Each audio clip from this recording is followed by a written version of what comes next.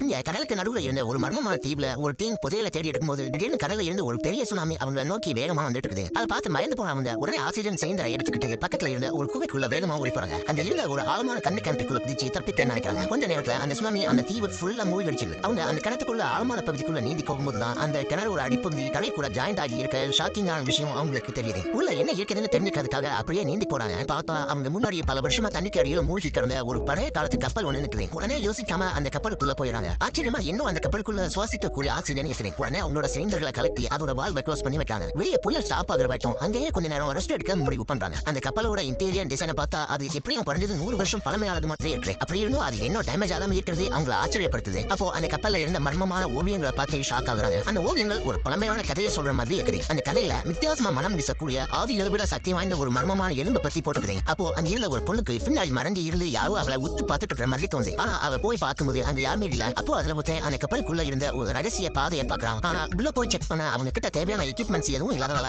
அவங்க அங்கேயே வெயிட் பண்ண சொல்றான். அப்போ திடீர்னு அங்க ஒரு நல்ல மனம் வீசுது. உடனே எல்லாரும் பயப்பட ஆரம்பிக்கிறாங்க. பார்த்தா அவங்கள ஒருத்தன் ஒரு பாம போட்டு இருப்பான். அதுக்கப்புறம் அவங்க எல்லாரும் அங்கேயே நல்லா தூங்கிடுறாங்க. அப்போ திடீர்னு அதே ஸ்மெல் அங்க திரும்பவும் வீச ஆரம்பிக்கலையே. சகல அவன் கண்ணு முடிச்சு பார்க்கும்போது அவன் மட்டும் தனியா அங்க இருக்கிறான். அவன் கூட வந்தவங்க யாருமே அங்க இல்ல. அவனுக்கு எவ்வளவு நேரமா தூங்கணும்னு கூட தெரியல. அங்க அவங்கள ஒருத்தனோட நோட்டு மட்டும் கிடைக்குது. அப்போ அந்த என்ன ரகசிய பாறை இப்போ கல் சுவரால க்ளோஸ் ஆகி இருக்கிறத பார்த்து ஷாக் ஆகுறான். அங்க என்ன நடக்குதுன்னு புரியாம அவன் நிற்கும் போது திடீர்னு என்ன ஒரு பயங்கரமான விஷயம் நடக்குது. அந்த கப்பலுக்குள்ள திடீர்னு ஒரு பெரிய கல்பெட்டி ஒண்ணு எப்படியோ வந்துருக்குது. அதுக்குள்ள இருந்து ஏதோ ஒண்ணு வெளியே வர மாதிரி அது அசையுது. இதை பார்த்து ஷாக் ஆகாம உடனே ஆக்சிஜன் சிலிண்டரை எடுத்துட்டு தண்ணிக்குள்ள குதிச்சு வேகமா நீந்தி போக ஆரம்பிக்கிறான். எவ்வளவு நேரம் நீந்தி போனது கூட அவனுக்கு தெரியாது. ஆக்சிஜன் காலியாக போற கடைசி டைம்ல கடலுக்கு மேல வந்துடுறான். மேல வரும்போது அந்த புயலும் சாப்பா இருக்கும். அதுக்கப்புறமா பல வருஷமா அவன் அவங்களை தேடினாலும் அவனால அவங்க கண்டை பிடிக்க முடியல. அந்த தீவும் இப்போ இருந்த இடமே தெரியாம தண்ணிக்குள்ள காணாம போயிருது.